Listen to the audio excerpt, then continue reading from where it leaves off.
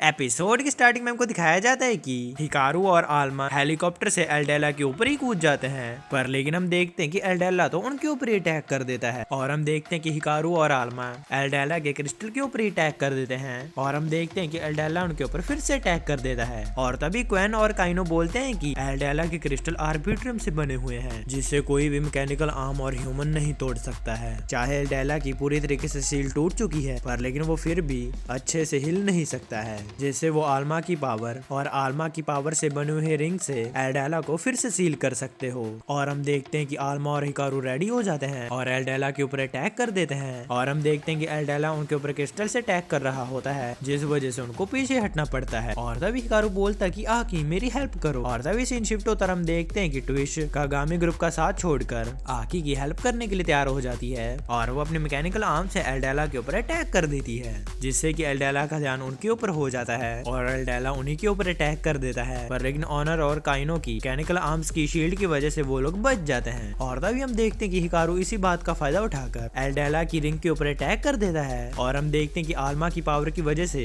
वो रिंग एल्डेला को सील करना शुरू कर देती है। पर लेकिन हम देखते हैं कि वो तो सील कर ही नहीं पाती है और एल्डेला हिकारू और आल्मा के ऊपर फिर से अटैक कर देता है। और तभी ट्विश फिर से उसके ऊपर अटैक करके एल्डेला का ध्यान भटका देती है, जिससे कि हिकारू भागना शुरू कर देता है। पर लेकिन हम देखते हैं कि एल्डेला फिर भी हिकारू के ऊपर अटैक कर देता है। पर लेकिन तभी हम देखते हैं कि जुन आकर उसको बचा लेता है और हिकारू बोलता है कि जुन तुम कैसे हो, और जुन बोलता है कि तुम कमजोर हो, तुम कुछ नहीं कर सकते हो, मुझे देखो मैं अकेला ही इसको सील करके दिखाता हूँ तुमको। और हम देखते हैं कि वो अकेला ही जाने लगता है। पर लेकिन हम देखते हैं कि आल्मा उसको रोक लेता है और हम देखते हैं कि जुन तो उनको कोई भी बात नहीं सुन रहा होता है और वो एल्डेला के ऊपर अटैक कर देता है। और तभी हम देखते हैं कि जुन के अटैक की वजह से एल्डेला के क्रिस्टल टूटने लग जाते हैं और ये चीज देखकर हिकारू और आल्मा बहुत ज्यादा खुश हो जाते हैं। पर लेकिन हम देखते हैं कि एल्डेला के बार बार अटैक करने की वजह से जुन एल्डेला के पास ही नहीं पहुंच पाता है, जिससे कि उसको रुकना पड़ता है। और तभी हिकारू बोलता है कि जुन तुमने उस क्रिस्टल को कैसे तोड़ा, और जुन बोलता है कि ये सब कुछ तो मेरे मैकेनिकल आर्म की वजह से है और इसका नाम एस्क्लेपिस है और टोडो के हिसाब से ये औरस बोरस का परफेक्ट वर्जन है। ये अलग अलग आर्बिट्रियम के फ्लो को अपने अकॉर्डिंग कंट्रोल कर सकता है, पर लेकिन ये इसके लिए तभी पॉसिबल है जब कोई ऐसा ह्यूमन इसके साथ जुड़ा हो जो कि इसके काबिल हो। और वैसे भी तुम तो जानती हो कि मैं कितना ज्यादा काबिल हूँ और इसी की वजह से मैं उसके क्रिस्टल को तोड़ पाया। और हम देखते हैं कि आल्मा और हिकारू ये चीज सुनकर बहुत ज्यादा खुश हो जाते हैं और वो भी जुन की हेल्प करने के लिए बोलते हैं। और जुन बोलता है कि तुम्हारा प्लान क्या है वैसे। और तभी क्वेन और काइनो बोलते हैं कि जैसे एल्डेला औरस बोरस के क्लोज आया था तब वो कमजोर पड़ने लग गया था, और इसका मतलब ये कि जब जुन औरस बोरस की मदद से एल्डेला के ऊपर अटैक करेगा और उसको रोके रखेगा, तो तभी आल्मा अगर उसके ऊपर पंच मारेगा तो वो लोग एल्डेला को सील कर सकते हैं। और हम देखते हैं कि उन दोनों को ये प्लान बहुत बढ़िया लगता है और हम देखते हैं कि वो क्रिस्टल को तोड़ते हुए हवा में उड़ जाते हैं और हिकारू जुन को एल्डेला के ऊपर फेंक देता है और जुन औरस बोरस की मदद से एल्डेला को पकड़ लेता है, जिसका फायदा उठाकर हिकारू उसी के क्रिस्टल को एल्डेला के आर पार कर देता है। पर लेकिन हम देखते हैं कि उसको तो कुछ भी नहीं होता है और वो हिकारू के ऊपर अटैक कर देता है। और तभी हम देखते हैं कि जुन आल्मा की बनाई हुई रिंग को फिर से जोड़ देता है और हम देखते हैं कि आल्मा और हिकारू अपनी पूरी पावर का यूज कर लेते हैं, जिससे कि आल्मा का साइज तो बहुत ही बड़ा हो जाता है। और हम देखते हैं कि हिकारू उसके ऊपर अटैक कर देता है, जिससे कि वो क्रिस्टल टूट ही जाते हैं और हम देखते हैं कि एल्डेला सील हो जाता है। और अगले सीन में हम देखते हैं कि जुन अपने भाई नाहितो से मिलने के लिए चला जाता है और हम देखते हैं कि नाहितो को तो असल में आर्मलेस कंट्रोल कर रही होती है, जिसके बारे में टोडो ने जुन को पहले ही बता दिया होता है। और तभी हम देखते हैं कि जुन उसके ऊपर अटैक कर देता है, पर लेकिन हम देखते हैं कि आर्मलेस उसके अटैक को रोक लेती है और उसके आर्बिट्रियम को अब्सॉर्ब करना शुरू कर देती है। पर लेकिन हम देखते हैं कि जुन तो आर्मलेस की टेक्निक को यूज करके उसी के आर्बिट्रियम को अब्सॉर्ब करने लग जाता है और आर्मलेस को अपने भाई से अलग करके उसको बचा लेता है। और तभी हमको पास्ट का सीन दिखाया जाता है। हम देखते हैं कि नाहितो को इस चीज के बारे में पहले से पता होता है और उसने ये भी प्लान करके रखा होता है कि किस तरह औरस बोरस के स्क्रिपेस के वर्जन को यूज करके हराएगा। और टोडो बोलता है कि तुम्हारा भाई ये सब कुछ पहले से प्लान कर रहा था, पर लेकिन तुमने औरस बोरस को चुराकर सब कुछ बदल ही दिया, तो चलो अब मुझे औरस बोरस को वापस दे दो और जब ये सब कुछ ठीक हो जाएगा मैं तुमको इसको वापस दे दूंगा, जिससे तुम्हारी बीमारी भी ठीक हो जाएगी और तुम्हारा भाई भी यही चाहता है। और तभी जुन बोलता है कि ऐसा कुछ भी नहीं होने वाला है, क्या तुम मेरे साथ कोई खेल खेल रहे हो? तुम ही थे जिसने मुझे औरस बोरस को चुराने का आइडिया दिया था ताकि मैं ट्रिगर आर्म को चुरा सकूं, पर ये सब कुछ मुझे बिल्कुल भी पसंद नहीं है कि ये सब कुछ मेरे भाई के प्लान के अकॉर्डिंग हो रहा है, तो इसलिए मैं सब कुछ अब तबाह कर दूंगा। और अगले सीन में हम देखते हैं कि आल्मा हिकारू को उसकी हेल्प करने के लिए थैंक यू बोल रहा होता है और आल्मा हिकारू को बोलता है कि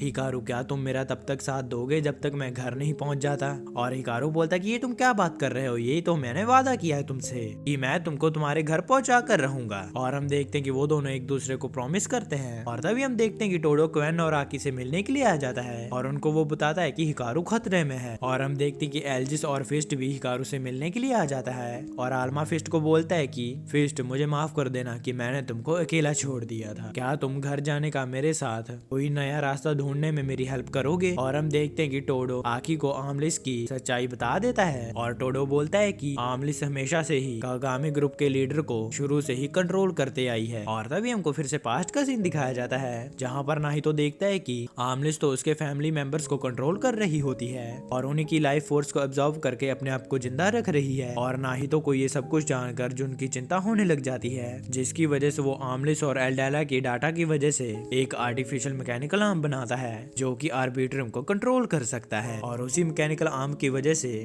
जुन की बीमारी भी ठीक हो सकती है। और हम देखते हैं कि इस प्लान को सिर्फ नाहितो ने टोडो को ही बताया होता है। और तभी हम देखते हैं कि नाहितो को होश आ जाता है और वो बोलता है कि जुन मुझे माफ कर देना कि मैंने तुम्हारे साथ ऐसा किया। और जुन बोलता है कि तुम किस बात की माफी मांग रहे हो? और नाहितो बोलता है कि क्योंकि मेरी वजह से ही तुम खतरे में आ गए थे, अगर मेरा प्लान और ज्यादा परफेक्ट होता तो तुमको कुछ भी नहीं होता। और जुन बोलता है कि तुमको कभी भी कुछ समझ में नहीं आता है, मुझे कुछ फर्क नहीं पड़ता है कि मैं खतरे में हूँ या फिर तुम मुझसे कोई चीजें सीक्रेट रख रहे हो, लेकिन तुमको इस बात का कोई हक नहीं है कि तुम मुझे एक बच्चे की तरह ट्रीट करो। जरा मुझे ध्यान से देखो, मैं वो हेल्पलेस छोटा भाई नहीं हूँ जिसे हमेशा ही तुम्हारी मदद चाहिए। देखो जरा मैंने आमलिस को हरा दिया है। और नाहितो बोलता है कि मुझे लगता है कि टोडो तुम्हारे बारे में सही ही था, तुम सच में बहुत ताकतवर हो और हाँ सभी चीजों के लिए मुझे माफ कर देना। और जुन बोलता है कि मैं तुमको माफ नहीं कर सकता हूँ और देखना एक दिन मैं तुमसे आगे निकल जाऊंगा और प्रेसिडेंट का रोल तुमसे छीन लूंगा। और नाहितो बोलता है कि मुझे उस दिन का इंतजार रहेगा, पर लेकिन उससे पहले हमको सब कुछ सेटल करना होगा क्योंकि अभी तो फिनाले शुरू हुआ है। और जुन बोलता है कि आखिरकार ऐसा क्या हो गया है। और तभी सीन शूट होकर हम देखते हैं कि सीनिक्स और डेक्स बात कर रहे होते हैं कि इन सभी चीजों के पीछे आमलिस का ही हाथ था। पर लेकिन तभी टोडो बोलता है कि नहीं ये सब कुछ आमलिस का प्लान नहीं था। और तभी हम देखते हैं कि एल्जिस आल्मा को पकड़ लेता है और एल्जिस अपने फेस से मास्क हटाता है और हम देखते हैं कि वो कोई और नहीं बल्कि याकुमो होता है। और ये चीज देखकर आल्मा बहुत ही ज्यादा शॉक हो जाता है। और इसी के साथ हमारा ये एपिसोड खत्म हो जाता है। गाइस वीडियो पसंद है तो वीडियो को लाइक और चैनल को सब्सक्राइब करके जरूर जाना और वीडियो के नीचे कमेंट भी करते जाना कि आपको ये वीडियो कैसी लगी। गाइस अगर आप चाहते हैं कि मैं इस सीरीज के खत्म होने के बाद इसकी मांगा एक्सप्लेन करूं तो आप मुझे कमेंट सेक्शन में बता सकते हैं। और हाँ गाइस कमेंट करके जरूर बताइए कि आपको वीडियो कैसी लगी। अगर वीडियो नहीं भी पसंद है तो कमेंट्स में फीडबैक देते जाना ताकि मैं उसको फ्यूचर में इंप्रूव कर सकूं। वीडियो पसंद है तो वीडियो को लाइक और चैनल को सब्सक्राइब करके जरूर जाना। मैं जा रहा हूँ, आप भी अपना जरूर ध्यान रखना। मैं मिलता हूँ आपको नेक्स्ट वीडियो में। Thanks for watching.